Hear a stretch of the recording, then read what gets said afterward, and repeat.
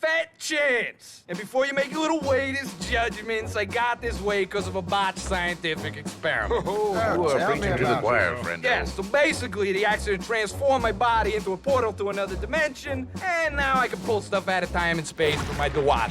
Boom. And you find that useful? Sometimes.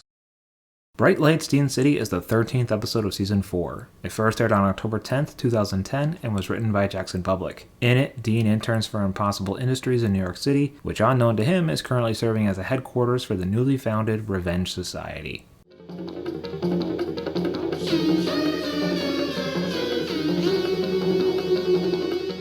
There's a small animation goof in this scene. You can see a silhouette of Red Mantle without Dragoon's head attached.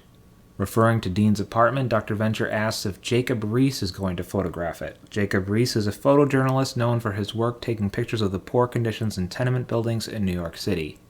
While Phantom Limb talks about the acronym SPAWM, Speed, power, air, water, magic. The W can also stand for wind or weather, but you definitely need at least one elemental in the mix. Baron Underbite and Professor Impossible mishear him and think he's talking about Todd McFarlane's Spawn, a comic book turned animated series, video game, and movie featuring, as noted in the show, Martin Sheen.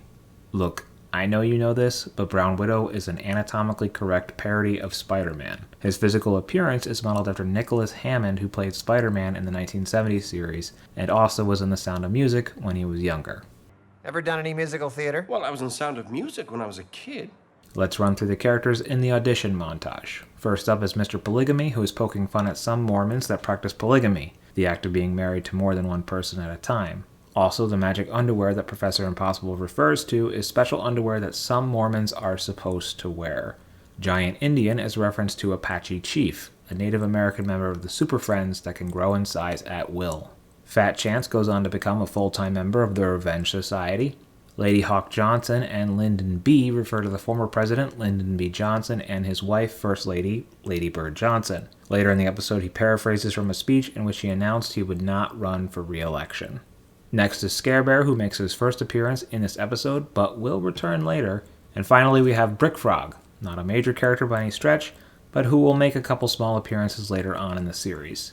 I don't know if this was an intentional pun or not, but a frog is actually the name given to the indentation of a brick. Alternate Universe Dr. Venture refers to our Dr. Venture as the untalented Mr. Ripley. The Talented Mr. Ripley was a 1999 movie starring Matt Damon in which he stole people's identities.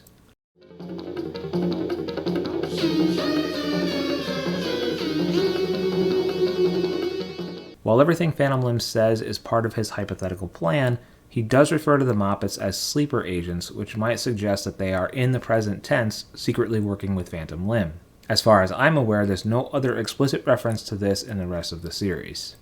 The keyboard that Dr. Venture uses in this scene is apparently one of his personal possessions that he had to buy back from the Hank Co. Superstore. A quick little aside, I've made a point to not really talk about background characters in the show because they don't matter.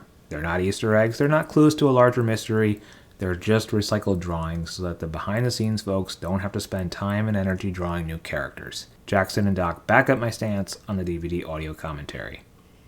Yeah, never look at our background characters. You're gonna see the same guy. You're gonna see Sky, the girl that Dr. Venture thinks he had a baby with, walk by.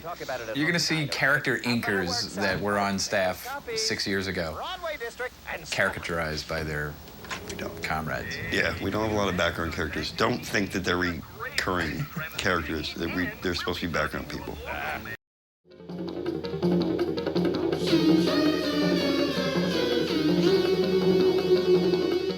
It's unfortunate that this episode kinda lives in the shadow of Everybody Comes to Hanks, because it's awesome.